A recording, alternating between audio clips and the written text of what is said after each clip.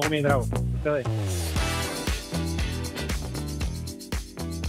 Благодаря, че отделяш от заетото си ежедневие да си наш гост. Гост е за мен.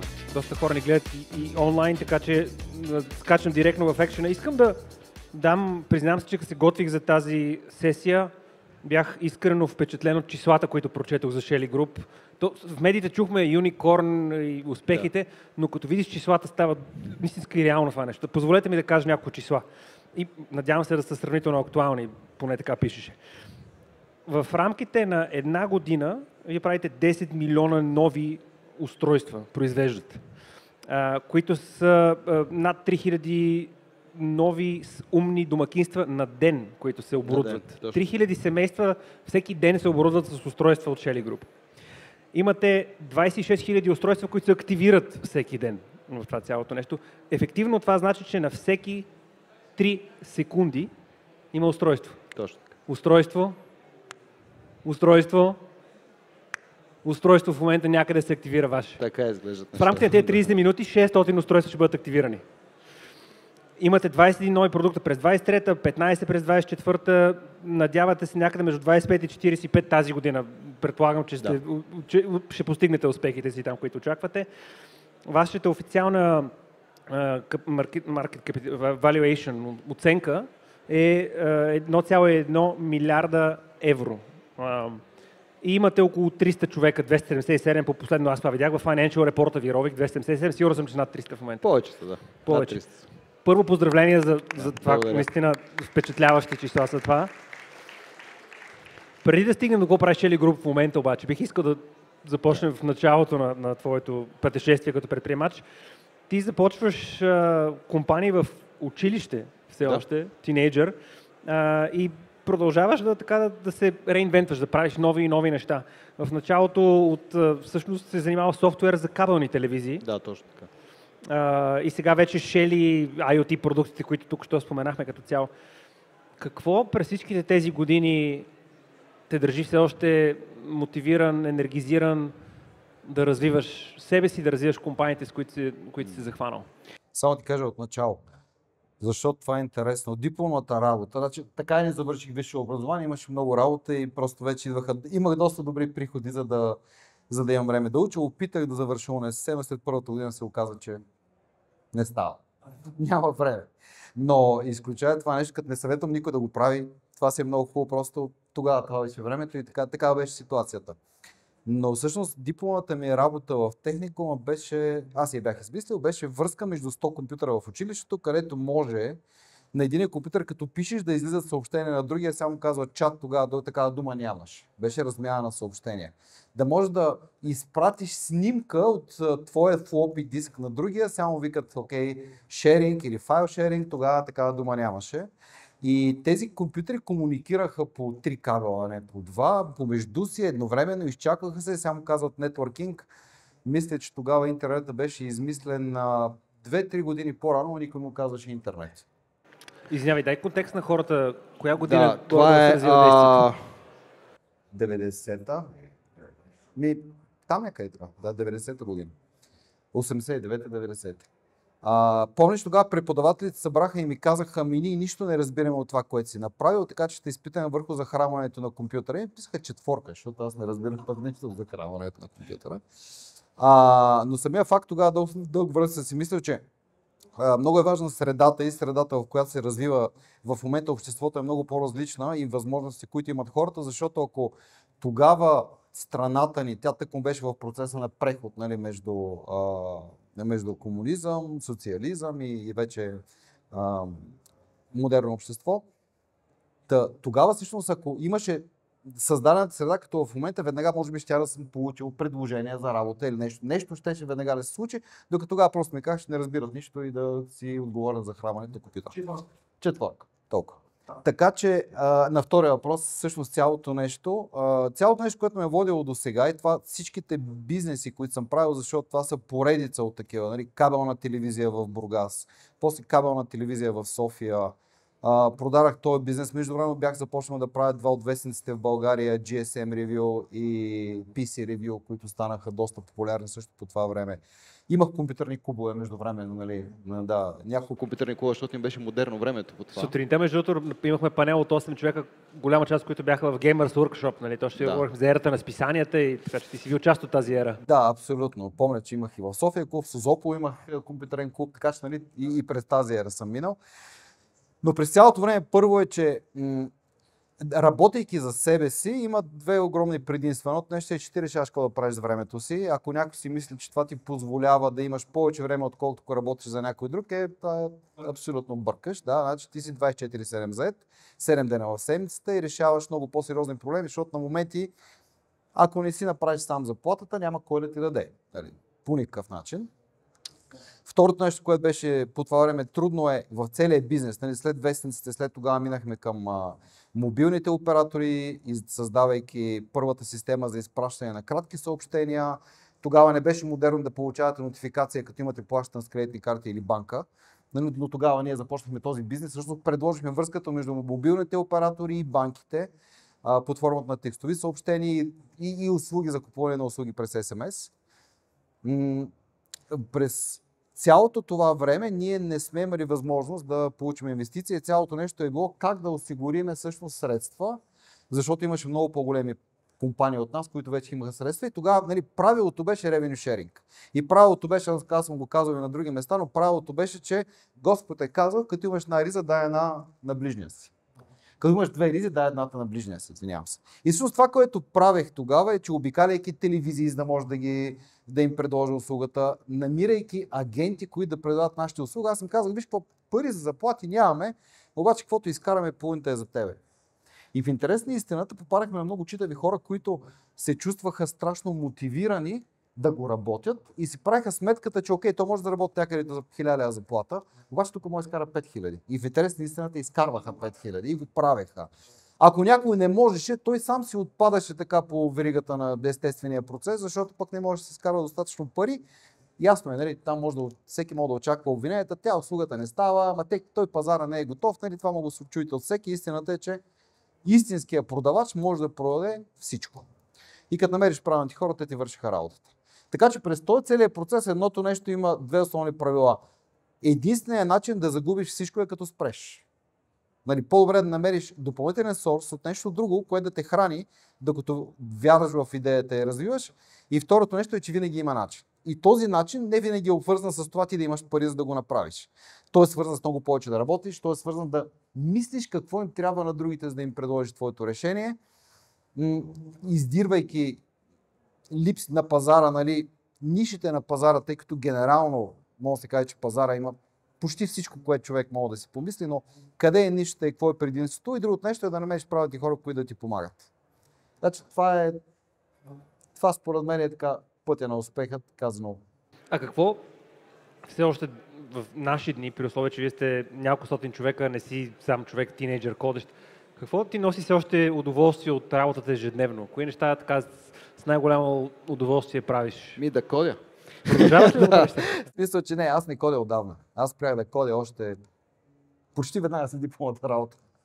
Правил съм някакви софтуери за кабелна телевизия, правил съм с някакви неща, но спрях професионално, не съм се занимавал с това нещо. Да създавам нови неща и продукти. Да гледам и да наблюдавам, да комуникирам с клиенти, и с партньори, да питам, да разбирам какви са нуждите на пазара, какво бихме могли да им предложим, което другите няма да предложат.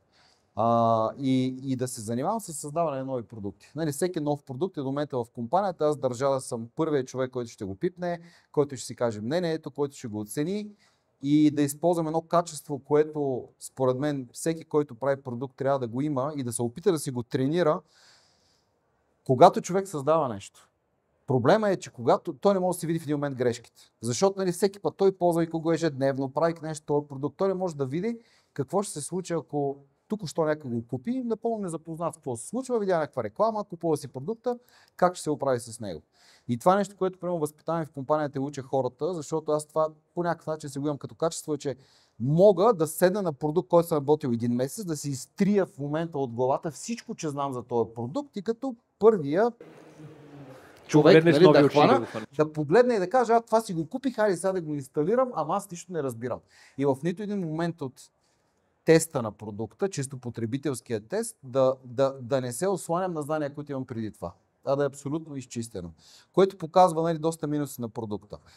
За тая цел иначе трябва да се намерят агенции, групи хора и така нататък, но това се тренира и това е много важно, когато се създава един уебсайт. Нали, ви гледате уебсайта, знаете си го, знаете какво стои зад думите, ама вие, хората, които ще гледат вашия уебсайт, те не знаят какво стои зад вашите думи, нали, за това, което сте написали. Така че е важно в един момент абсолютно така да си представите бланк, отваряте сайта и това, което всъщност говори ли ви това, бихте ли го използвали, дава ли е ясно. Така че, нали, това е едно качество, което много помага. Много ми е интересно, човек, който отговаря за милиардна компания, решенията, които ти взимаш, могат да имат много очевидно, особено по-стратегическите решения, говоря за ежедневните. Какъв е твоя подход да си структурираш решенията? Имаш ли, така да се каже, матрица, структура, начин, по който взимаш трудните решения? Преди беше лесно, мога да ги вземеш веднага. Знаеш, че 70% са грешни, няма никакво значение, важното е да има решение. Тия 70% малко след това си ги коригираш и остават наистина верните или от грешното променеш малко се намести. Сега малко по-различно, защото то е отговорност. Пак взимаш бързо решенията, с доста хора говориш, но взимаш много повече в предвид мисленето, гледането на хората и за съжаление, нали, при такава голяма компания, която се налага, някой път взимаш и политически решения за нещо да го направите или да не го направите. Случва се като продукт, нали, страхотен продукт, не мога да го направим по-добре и в този момент идва един от нашите селс хора и казва, да, ама ние тук работим с партньор, който произвежда това нещо и с нашия продукт, когато го натиснем, ще загубиме от другите продукти и ревенюите, защото той няма иска да работи с нас. И той, нали, си вярва, че неговото е върха, не мога да го промениш. Нали, или в този случай трябва да говориш с него, да се опиташ да направиш какво, или просто да имаш решение, това много хубаво, аз няма да го направя никога. Или поне в обозримо бъдеще. Така че, нали, това е до голяма степен решенията не са само какво искаш да направиш, а наистина почва да стават и всъщност какво можеш според пазара и според много с хората, с които работиш. Какво направи възможно, пак четеш кориците на Forbes писания, вие сте и еднорог в хардуерния, което пак ще говорим за това, особено ниво на трудност в хардуерния бранш да си еднорог, но какво според теб направи тази траектория на растеж възможна? Със сигурност твоята енергия е вътре, но хората ли са иновативността? Кое направи възможно това да сте глобален играч?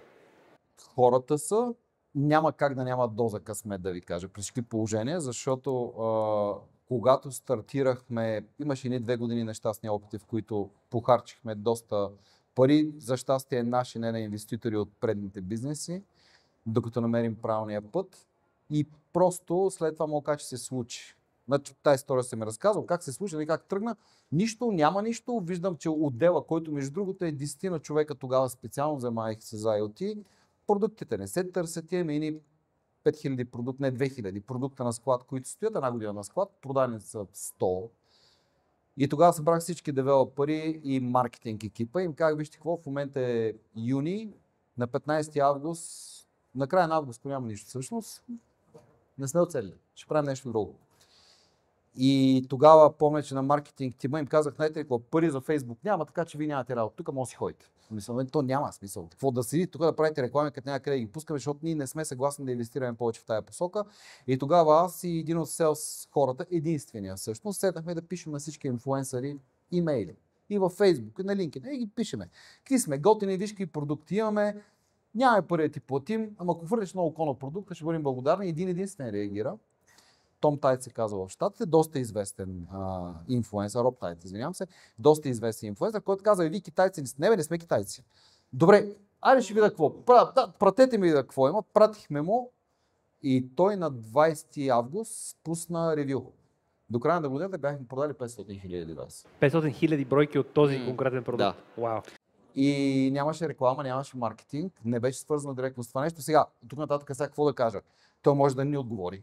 Може продукт да не го хареса, може да не пасне. Тоест, ние сме си свършили нужната работа да се случи, но все пак има една доза, би казал, късмет, която ни е помогнала да може хората да видят продукт. Така че, освен страшно много работа, си трябва.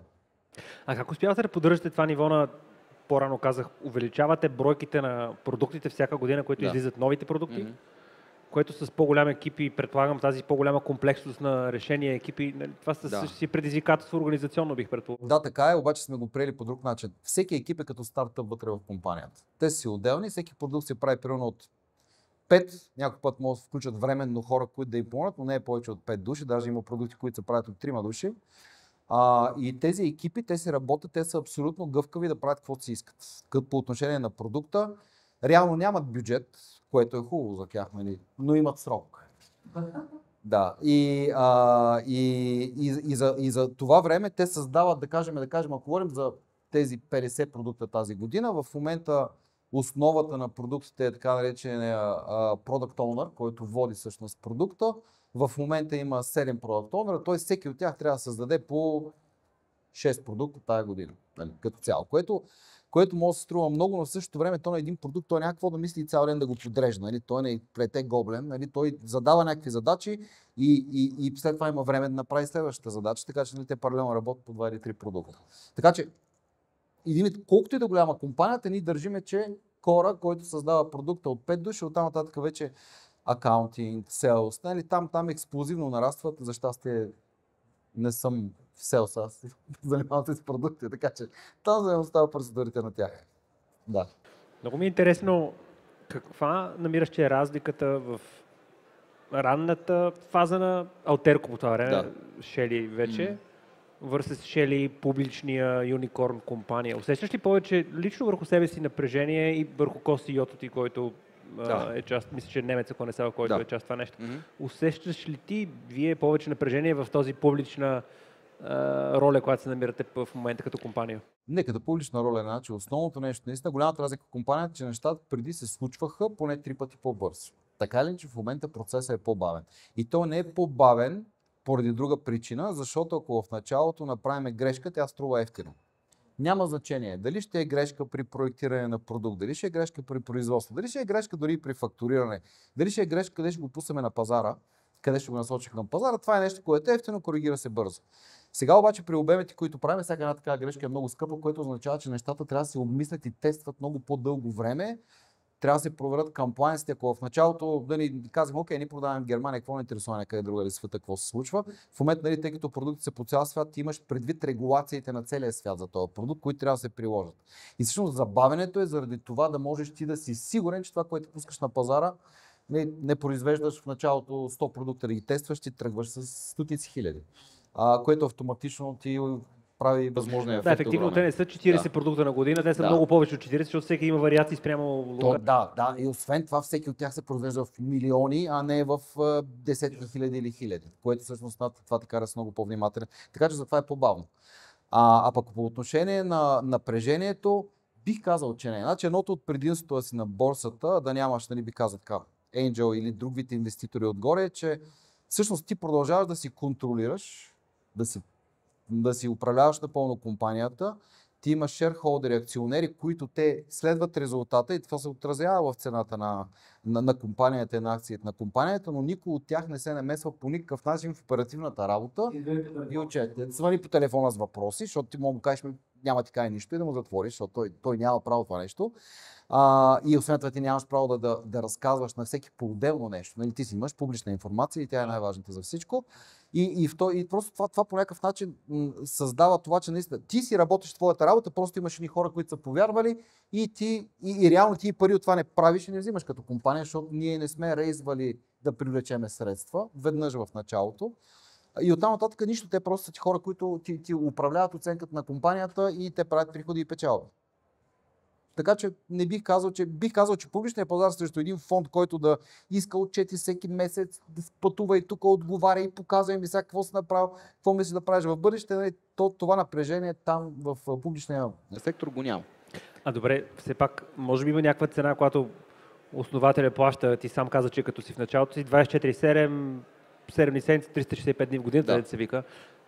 За да стигнеш до това ниво, в което сте в момента, ти имаш ли цена, която се наложи да платиш с времето, което си инвестирал? Ето повече от 24/7 не може, но да, в общи линии това е времето. цена не е, значи когато компанията не стане по-голяма, тогава можеш да имаш малко повече време, но сега важно е, когато един човек носи в себе си такъв дух ентерпреньор, ти използваш новото време, за да измислиш нови неща.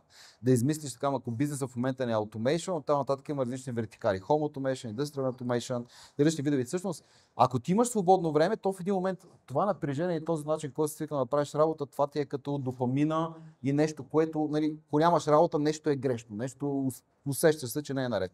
Така че ти търсиш следващото предизвикателство и си уплътняваш времето. Значи много често, аз примерно в свободно време имам ли, аз съм във Facebook да си говоря в нашата група с нашите клиенти. И си участвам в чатовете, гледам, отговарям на технически въпроси, отговарям на всяки въпрос, който е страшно много ги кефи. Но всъщност това ти дава толкова огромен фидбек от реални потребители, какъв никъде друга не мога да получиш. И в крайна краща съм се замислил за дали ще ходя и си чатя с някой през цялото време за глупости, или ще се чатя с хора, които се интересуват също, което се интересувам аз. И второто е по-интересно. Така че дали използваш това време. Разбрах. Добре, растежът ви е невероятен, очевидно.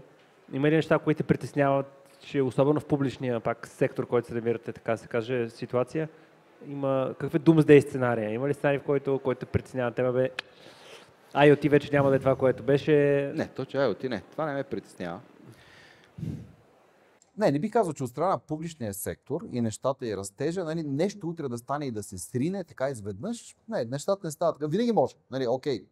Виждали сме много различни балони на борсата, поради което технологичният сектор пропада. Обаче като се пропадне и ти го знаеш, смисъл, ти не работиш за утре, ти имаш достатъчно long term напред, нали, визия и след 5 години ще си по-добре отколкото е днес и то в пъти вероятно. Така че няма преки неща, но през цялото време малко или много вниманието ти е ангажирано. Да поговорим малко за как новите технологии афектират това, което правите, как използвате вие лично AI в бизнеса, в компанията и как цялата индустрия ще се промени на база AI в момента? Както всяка друга компания, голяма част Customer Support сме го ползвали като AI, програмисти използват за неща, които е в AI. Помагаме на нашите клиенти как да ползват AI, за да могат да настройват, да управляват, да работят с нашите девайси. Нали, казвал съм, че перфектно в един момент ще бъде, когато AI може да стане асистент, да могат ти резервира ресторанти, самолетни билети, имайки цялата история и знаейки повече за тебе от самия тебе, вероятно ще се погрижи по-добре, без да се обясняваш на някой. Но аз не мисля, че в момента AI навлиза навсякъде, но по никакъв начин това не е самостоятелна система, която може да работи, да взима решения. Всъщност аз далеч съм от целта и доста малко друга мисля, че това в момента не е AI. Това е една машина, която има цялата база данни, всички знания на света в нея и когато я питаш нещо, тя може много хубаво като човек да извади и да ти покаже конкретния отговор. Но тя не може да изобрети или измисли нищо все още.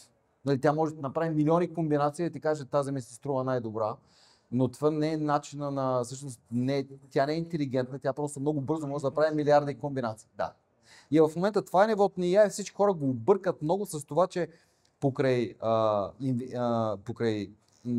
иновацията за това, че те направиха компютрите да може да говорят като хората и езика вече им е като езика, нали, то пак е една математика, кои думи как се комбинират и какво е най-добре да намериш и да кажеш. Нали, хората остават впечатление, че това усреща е това като тях, ама то не е като тях. Знае много повече, ама не е интелигентно като тях, е далеч от тази стъпка. Да, между много интересно, ако съветна публиката, ако не сте гледали едно много готино видео, как реално работят така наречените large language модели в момента и как предиква следващата дума. Той е много интересен мапинг, който се случва всъщност, за да познае думата. Не ги подценявам според след няколко години, но тук ще ми е следващия въпрос към тебе по-скоро. Къде след няколко години обаче ще бъде AI? В момента споделя мнението ти, но тенденцията е в посока все пак да има все повече и повече изместване на ежедневните задачи на един човек. Има много неща, за които не трябва мислене, всъщност, нали? А трябва знание как да се направят. Значи, първото нещо, което ще направи AI, ще помогне наистина по отношение на повишаване на здравето на хората, дълголетието на хората и създаване на нови продукти, защото в противен случай трябва страшно много хора да работят върху едно също нещо и да комбинират всичко, за което може да се случи, нали, за което може да си помислят на този свят, нещо, което ще им помогнат машините. И така наречени AI. Така че, нали, това е първа стъпка, която ще се случи. Второто нещо е, че голяма степен от ежедневието, както казах, примерно да кажем асистент. На асистента, като му кажеш, искам самолетни билети и хотел, защото ще ходя на Мюнхен, до Мюнхен, примерно, на 23-ти, да, ще ходя там между другото. Но няма нужда да му обясняваш къде прочиташ места, кои хотели предпочиташ, къде по-близо да си до мястото на срещи, как да се организира нещо, което не е въпрос на мислене, а е възможност на комбинативност, да мога да видиш варианти и да избереш най-добре и знаейки на човека историята, неговите предпочитания. Така че при всички положения това нещо ще го вземе. Customer support и цяло ще бъде ясно че ще изчезне, нали, като опция за AI, защото, нали, там пак е огромна база знания, която просто правилният въпрос. Нали, аз не знам за вас, аз примерно лично почти Search Engine не ползвам, въпреки че установих, че AI ме подвежда и ми казва, че неща ги няма. Нали, аз като вляза после ги намирам в интернет, така че това не е абсолютно сигурно. Но когато искам да придобия нови знания, не търся на 15 сайта да намеря къде са те, проверявам през AI, който просто ги е синтезирал и ми казва на куп и аз придобивам нови знания, които после мога да използвам. Но нали, това ще се развие в голяма стъпка. Но не мисля, че AI ще стигне до вариант, в който той да управлява някой или да казва той какво да се прави. Освен това ако не е процес, който така не всички трябва да следваме, просто някой ти го чука на главата и ти казва сега трябва да направиш това, сега трябва да направиш другото. Ама това не е отново интелигентност. Преди 2-3 години гост ни беше Райчо Райчев и си говорихме за какво е да правиш хардуер в космоса. Сега вие не ходите в космоса, но въпреки това хардуер за сега. Може и да имаме хардуер някъде. Може, да, имаме заявки. Продавали сме на нас девайса, но не знаем дали за космоса или за долу. Да. Но придай ни малко така плът на идеята колко е трудно всъщност да направиш хардуерен продукт. Нали? Райчо каза, нямаш право на грешка. Там една грешка е край в случая в космоса. При вас как е едно да направиш софтуерен юникорн, което не е лесно, но хардуерен е още на ниво на трудност. Опиши ни малко с... Ние сме софтуерна компания. Още от начало. Същите хора, които сме, ние сме софтуерна компания. Нямаш необходимия хардуер, с който да си нашия софтуер да работи като хората и затова направихме хардуер. И затова си го направихме. Реално хардуерен екип в компанията са 10 души в България, може са и 15. Между 10 и 15 души в България и да кажем има още около 5-6 души по света. То не е много голям. Да се направи хардуер, там трябва да се спазват човек просто изискванията, които са регулациите, човек да познава физиката и работата на устройствата. И оттам нататък е пак комбинативност. Не е много по-различно в момента от софтуера, защото нали, ти сядаш един програмен продукт, подреждаш, просто трябва да се натрупа много знания. Другия въпрос вече, ако искаш да направиш хардуера и достатъчно на цена, на която може да си го позволи всеки потребител. Нали, тогава вече влизат други неща, преговори, как да намериш правилните доставчици. Комбинирано е, но така мога да обяснявам, че е много сложно, но всъщност това не е по-различен процес. Това, че вие утре ще излезете, ще решите примерно да сготвите нещо, трябва да купите една брой продукти и трябва да знаете как да го направите, ако може да го направите колко се може по-вкусно. И ако има някой до вас да ви помага и да ви казва какво да правите, значи горе-долу е същото, само че подреждаме чипове в интерес на истината. Важното е просто да се натрупват необходимите знания. Няма, да кажем, ние нямаме патенти за физически нови създавани системи. Нали, цена на хардуера е едно страхотно лего на едно ниско ниво, което може човек да подреди най-доброто лего. Аз си мисля, може да бъркам тук, но че си малко скромен, защото препоръчвам между другото една книга да прочетете на Тони Фадел, Build се казва. Тони Фадел е дясната ръка на Стив Джобс по времето на iPod-а, iPhone-а, мисля, че iPad-а по това време го правят. Ако четете тази книга, ще разберете, че всъщност хардуер не е чак толкова лесен, колкото мисля, че се опита да го... трудно. Ползвам подхода на Стив Джобс, труда, като дадат девайс, кажа това може да е по-малко. И така, ма не можем, и нали, подхода го пускаш с аквариума, после го вариш, но тече вода, им казваш, що има вода вътре, че има място, искам го по-малко. Така че нали, това между другото е доста универсален подход да им покажеш, има място. Има място. На къде отивате вие вече, като си една голяма компания, като вече инвеститорите очакват растеж, ти в един момент, предполагам, не мога да кажа отличен опит, но предполагам, че почваш да мислиш за сходни индустрии, за отиване в други сфери. Как разсъждавате вие за вашата еволюция като бизнес? Първото е, че имаме още огромен мащаб да растем. Да растем в няколко посоки. Едното нещо е, ние изобщо не сме добре представени навсякъде, популярни в цял свят. Значи в Европа сме много известни. В немско говорящата част, италианско говорящата част на Европа, на Италия и Дах региона, там сме нали, бранд, който всеки, който занимава в тази област електротехник или хобист или човек, който е запознат, знае. Далеч сме примерно да постигнем това нещо в една страна като Франция. Не сме толкова добре в Испания, обличи в Португалия, примерно е ненормално. Просто там навсякъде, им чуш всяка къща вече по едно шели. Да не говоря за Латинска Америка, която е огромен континент, който той, нали, в Северна Америка също има още. Така че само от тази част погледнато, справяйки се с задачата за експанзия на повече места, нали, това в момента, което правим е 1/10 от потенциала. Да не говорим и Азия, където, нали, там, примерно в Япония и в Корея сме много популярни. Да, но не достатъчно. Тоест има още много къде спрямо развитието. Искаш не на 3 секунди, а на секунда да почнат да идват. Да, това е едното. Второто нещо е пък продуктовите линии. Ето сега анонсирахме, че ако сега правихме автоматизация, сега почваме да правим Connected Protection, т.е. бушони, така най-просто казано, които обаче са свързани и те могат, самите бушони могат да докладват какво се случва, да измерят електроенергия, ако падне бушона, да каже да получи късо съединение, бушона ти падна, искаш да пробвам да го дигна, имаш, нали, нали, тая част, където там навлизаме в един коренно различен пазар, защото не всеки има автоматизация вкъщи, но всеки има табло с бушони. Тоест, ако ние тръгнем да променим тая ера, това е съвсем различно. Давам един пример. Оттам нататък има вертикали, колкото искаме. Нали, има вертикали, които са по различни индустрии, които ги покрием. Така че, нали, то голямо е и даже не мога да го хвана. С теб може да си говорим много, страшно ми интересно, но времето напредва. Quickfire, 3 въпроса към теб с кратки отговори. Добре. Един съвет, който би си дал на своя първия тинейджър ти, така да кажем, който прави първия си бизнес? Да прави нещата по-бързо. Да, защото накратко, сега съм на 50, ако бях на 30, ще повече време да имам да правиш повече неща. Да правя повече неща. Коя нова IoT или AI тенденция те въодушевява най-много в момента? Умни девайси в medical сектора. Medical сектора. Да. Супер. Цяла една. След си път 60 минути. Последен въпрос. Една дума, която описва Шели в момента. Вътрешно казваме монстър, ама да кажем, че тук ще е иновации. Аплодисменти за Димитър, беше наш гост. Мерси, пожелавам много успехи в всичко, което правиш, Шели.